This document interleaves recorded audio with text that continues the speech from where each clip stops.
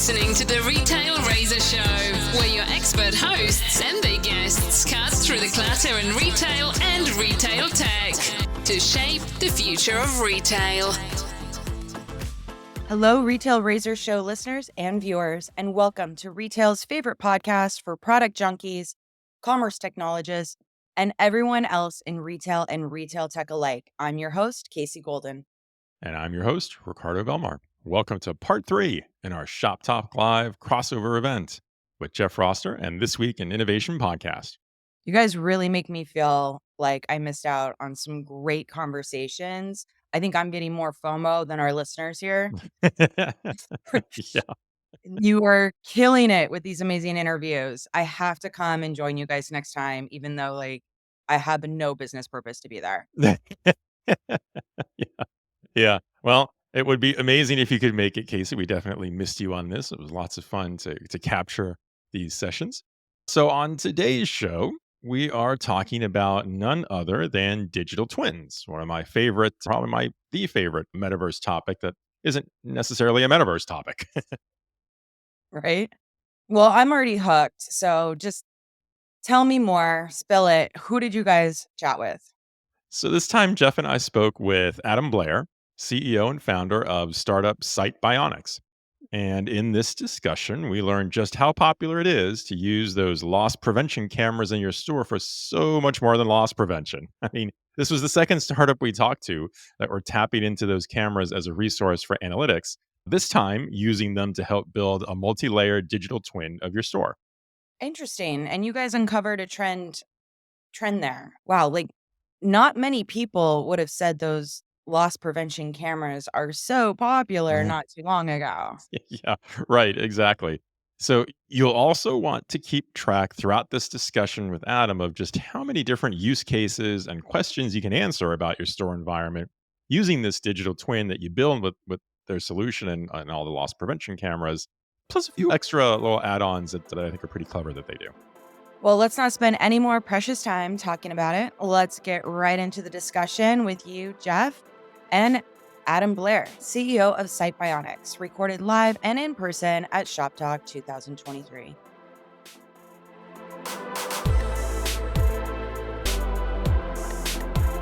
Hey everyone, we are back at ShopTalk 2023, continuing our crossover event with This Week in Innovation. I'm Ricardo Belmar, I'm your host of Retail Razor Show, and I am here with none other than the myth, the legend, Mr. Jeff Roster. How you doing today? I don't know about you, but I am dragging. I went a little hard on the evening research opportunities last night. Just a little. Yeah. Just I a little may have bit done hard, that but it was too. late. It was. It's what are we, day 3? Are we day 3? Day 5. I tried to. I really was planning on being done by 8, but there was an event at the Skyfall Lounge, which was started at 9:30. Phenomenal, but boy, it got a little bit late for me. A little late. I hear you. One more day to go. One more day to go. All right. So the good news is we've got another great guest with us today, Jeff. We are here with Adam Blair, CEO of Site Bionics, who's going to tell us all about the cool things that he's working on over there. So Adam, I'm going to let you introduce yourself here and dive in and give us your background and what Site Bionics is all about and what challenges are you solving for retailers and give us the scoop. Sounds good. Thanks for the intro. At Site Bionics, we're helping retailers make sense of their physical world. And what that means particularly is we're building digital twins for retail stores. And we view that as, just to be clear, because we one of the things that you get into with digital twins is there's a lot of different uses of it. It's kind of an overloaded term, right? Right.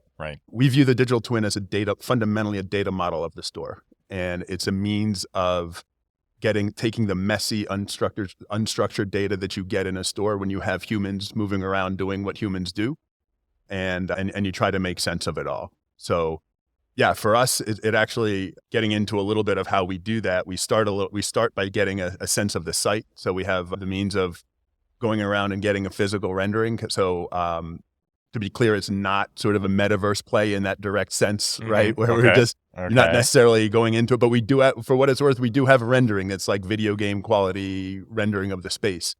But that's a tool. It's a tool that allows us to, we can start there. We can help retailer to understand how the store is laid out, whether or not their merchandising and their layout is matching what they expect from corporate and be able to feed that data back. And that's sort of our layer one, right? Then we have the ability to layer on, to use existing cameras in the store as available and be able to add sort of our video analytics piece on top of that, where you can track movement through the space, right? And then we have an IoT portion that can go beyond that too, where we can leverage on my background in RFID particularly and other IoT technologies and be able to leverage that and build really. So it's sort of these layers, and we want to bring value to retailers at each of these layers, right? But it's the full data source that's really the thing. And then once you add that, you get that full system.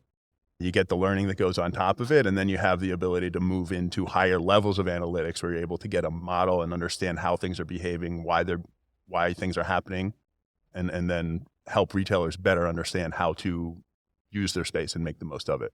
So a couple of questions right off the bat. How do you get the first rendering in layer one? Yeah, we do that with it's using just a cell phone, standard imagery. Okay. We have the ability, and we've actually, this is the piece we've built so far. We're obviously we're a very new startup. We've only been around for a couple months, but this is a piece that we've developed the capability to go into a store and develop that rendering in about 15 minutes for like a mall size store. So Okay. yes. So who would actually do that? Would a store associate level? I mean, just literally somebody just taking their phone and just videoing the aisles? And That's right. Oh, wow. Okay. Yeah, Okay, it's wow. we don't want it to be specialized. We don't want to have to send our people in. We want to make that available to, the people that are there for ease. And then I think in layer two, you said something about tying into existing cameras. Is that the LP cameras or? We have the ability to do that, yes. Or that's what we're working to build, I should say, with the DVR that's existing on the camera, right? I mean, we're very sensitive about privacy, right? That's a big deal for Sure, us. yeah. We mean that genuinely. So we don't want to be storing any data, any image data. We want to leverage the existing systems that are there. And so we would be able to essentially connect in with the existing security system and be able to derive analytics from that. Interesting. So tell us then a little bit about what kind of analytics you would expect a retailer to benefit from here. How would they use, so once you have the digital twin of the store, right, how are you expecting a retailer to use this?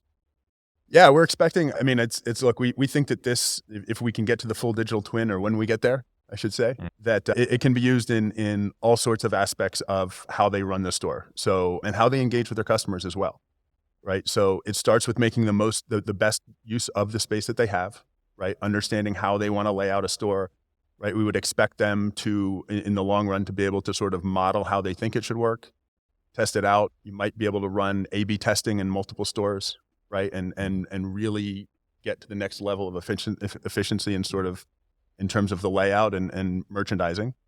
We expect to be able to understand that the full shopper path to purchase. We do believe we have the ability to tie that back to individuals if they were to opt in.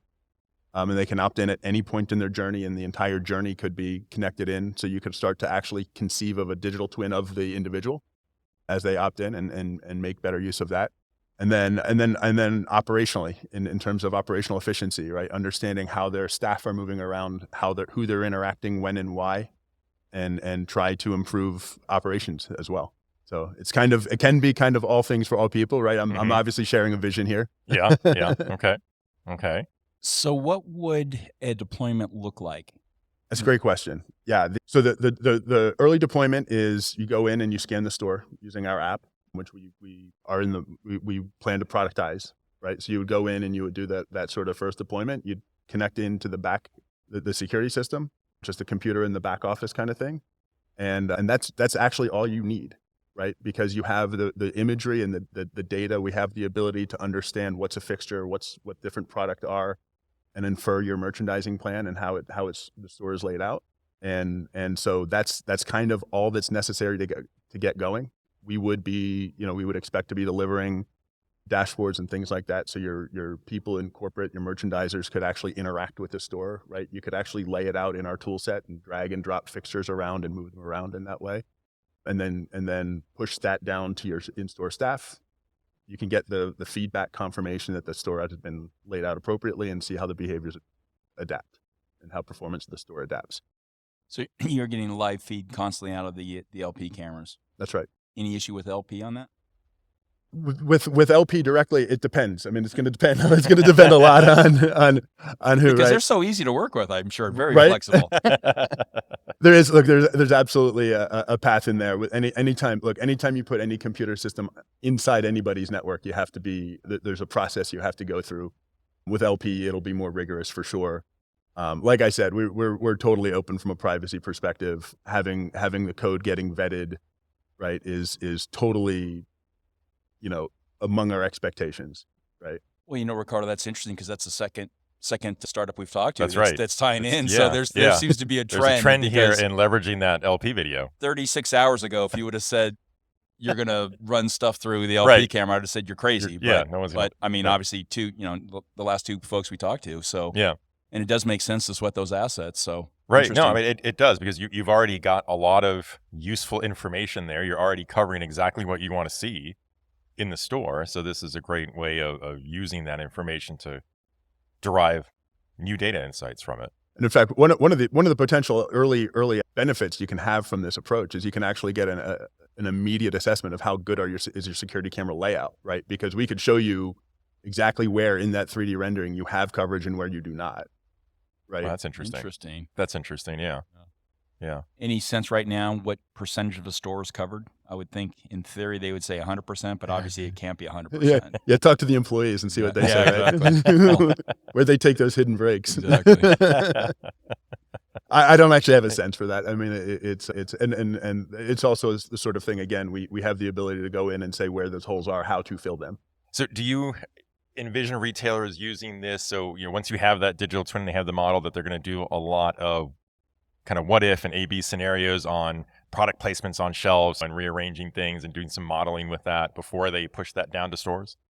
Absolutely. I mean, I think that's absolutely one of the expectations. The other way that I actually like to look at it is, most retailers, when they provide direction down to the stores, they're providing guidance. And there's different retailers are different in terms of how much local control that they give. But I love the idea of giving a bit more local control. Right. One of the retailers we spoke with about this, they said that the reason they don't give more local control is that they found they don't trust the control at the retailer at the local site. Right. The person that has best of intentions, and the example that they gave us directly was then you end up with a beer next to the back to school section. Right. It might work. I don't know. I don't know if that's unintentional. Yeah, it would have worked. Speaking exclusively as a parent, I don't know if that's unintentional. It definitely would have worked at Chico State. Dropping a daughter off at San Diego State, it absolutely would have worked there.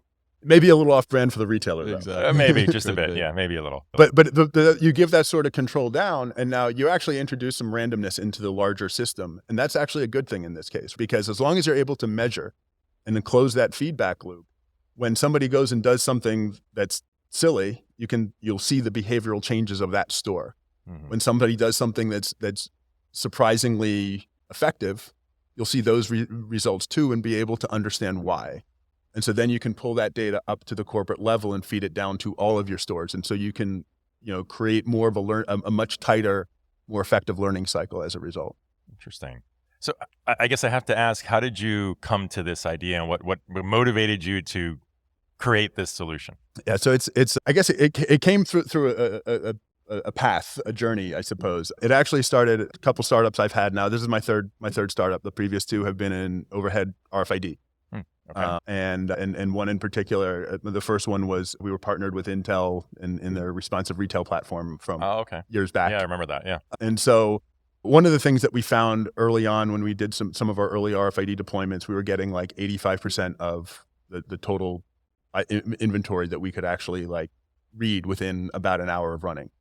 We found if we just left it on running continuously for long periods of time, though, and we added just a strong probabilistic algorithm on top of it, that we could actually infer the inventory you needed for the purposes of restocking to a 99% plus accuracy by just at any given moment, just running over an extended period of time, because you could see the dynamics of the store. You could see how, so I haven't read something for a day. Is it more likely that it's out of stock, or it's still here and it's just not readable, or is it gone? And so by applying that sort of algorithm and that model on top of the store, we were able to make much more effective use of the really messy data that we had, right? So it started with that. As I got into talking to people in the computer vision space as well, they have similar problems, right? Where it's very messy, very uncontrolled data.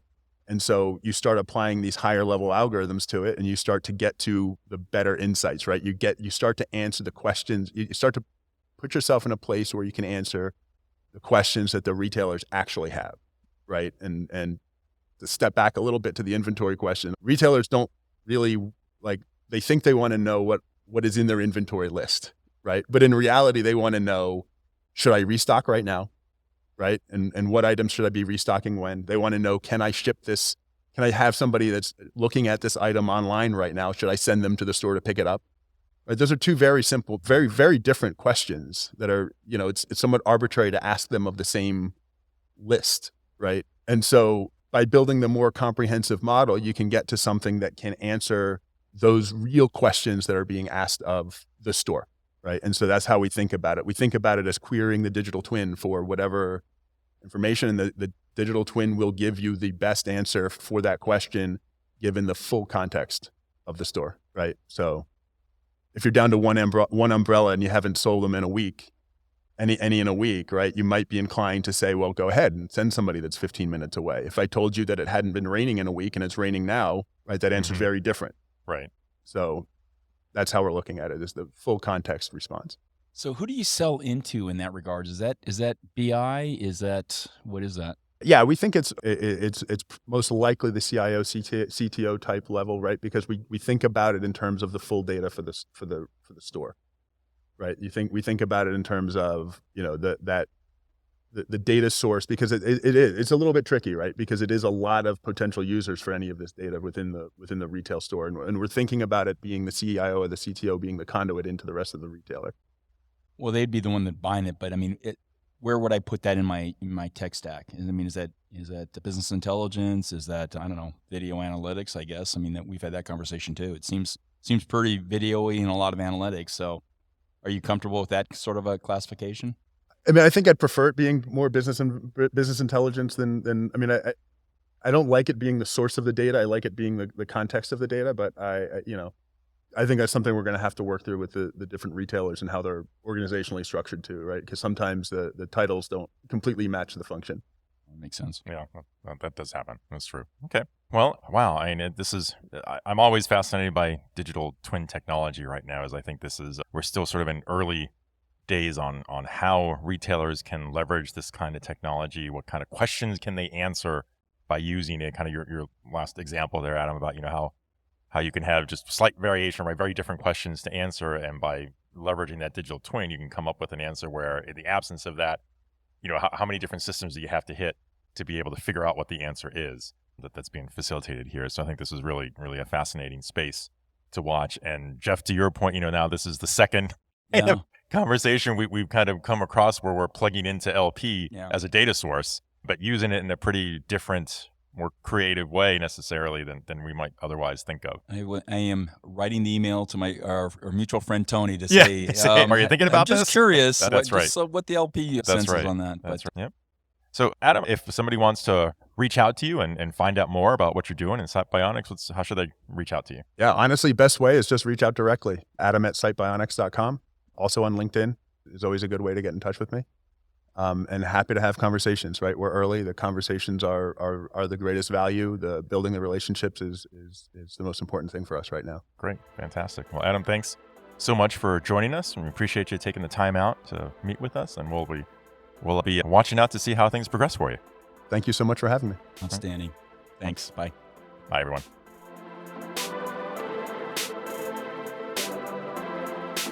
Well, welcome back, everyone. And wasn't that an interesting take on digital twins? Did you catch the ever important reference to computer vision? Yep, I did too.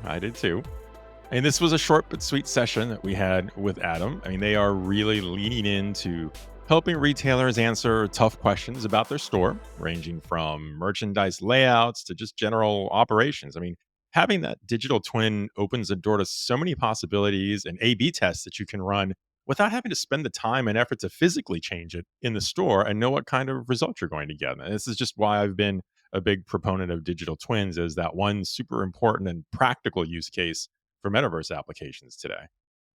I agree. I don't think a lot of people know how much we have been doing physical twins in the industry, like building the whole entire area of your Macy's shop and shop somewhere else to do floor sets and not just one, but 30 retailers, where their floor's going, how that set's going to look, stack heights. I think that, we'd have whole teams that flew in to go ahead and play with that before the merchandise plans went out. Having these spaces from your stores into like throughout the whole entire process, there's such a money savings here that if you can turn those cameras from a cost center to generating revenue. Exactly. How awesome is that? Exactly. Most times when we think of like a digital twin, everybody thinks that it's avatar clothing. Yeah. Right. Right. On the Which I consumer love. side. But I think that there's so many different applications where we spend millions of dollars every season that could be recaptured and spent elsewhere by using these different types of digital twins and different ways of like visualizing even just traffic patterns.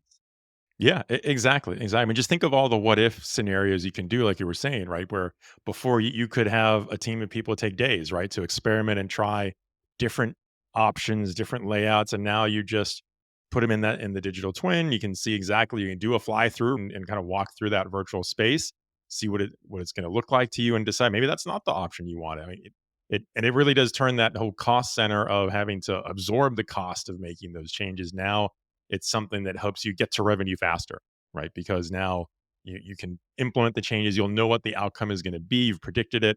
And now when you're asking the store teams to go and do these things, it's not an experiment anymore. Now you know that you're doing something that's going to have a positive impact right to your revenue stream. So it just makes so much sense. I really believe people should be adopting this more and more. So I think that Adam is onto a really good, solid application here with Site Bionics, and we hope to see more of them in the future. Yeah, cutting lead time is a really big deal. Huge. Yeah. So what's coming up next in this series? We've got one more to go, right? That's right. We've just got one more in the series. And sure enough, this is probably my favorite of the set. At the start of the series, I teased that it was a follow-up to that popular discussion we recorded at NRF. We did run into a few difficulties, however. Difficulties? Okay. I didn't realize there was going to be a mystery attached. Well, remember the tri-chat that Jeff and I had with Vicky Cantrell and Ron Thurston at NRF, the one that was supposed to be a 10 to 15-minute discussion that turned into almost an hour? Yeah, Well, understandable. Yep. Well, we all agreed to do that same chat again at ShopTalk, but we did run into some scheduling challenges. Sure enough, we were also busy. There was only one time slot that we could manage to get together. And Rethink Retail was kind enough to let us use their booth space at ShopTalk to do this recording. So we planned it for the end of, I think it was day 2 at the show. But sure enough, that was also the time that ShopTalk had their happy hour scheduled on the expo floor. And literally, as soon as Jeff and I got to the Rethink booth and we were about to start setting up the recording equipment, suddenly all kinds of loud music starts blasting over the speakers because, it's happy hour time. So it's time to put some music on the show floor.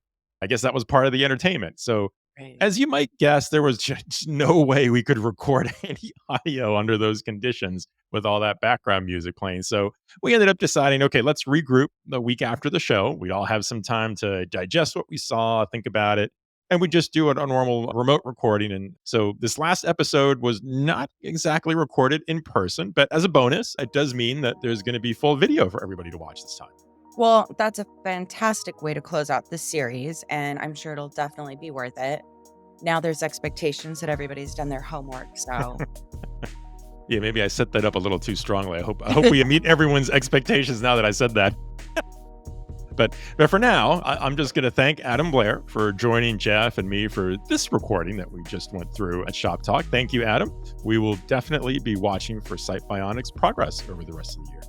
And on that note, Ricardo, this can only mean one thing. It's a wrap.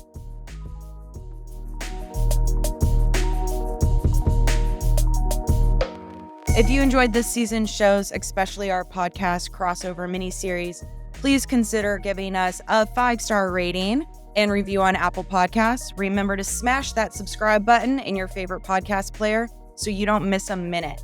Plus, remember you can watch us, not just listen, on our YouTube channel and like and comment there. If you want to know more about what we talked about today, including a full transcript of the episode, take a look at the show notes for handy links and more deets. I'm your co-host, Casey Golden. If you'd like to connect with us and share your thoughts on this season and the crossover series, follow us on Twitter at KCC Golden and Ricardo_Belmar, or find us on LinkedIn. Be sure and follow the show on Twitter and LinkedIn at Retail Razor for the latest updates. I'm your host, Ricardo Belmar. Thanks for joining us. And remember, there's never been a better time to be in retail if you cut through the clutter. Until next time, this is the Retail Razor Show.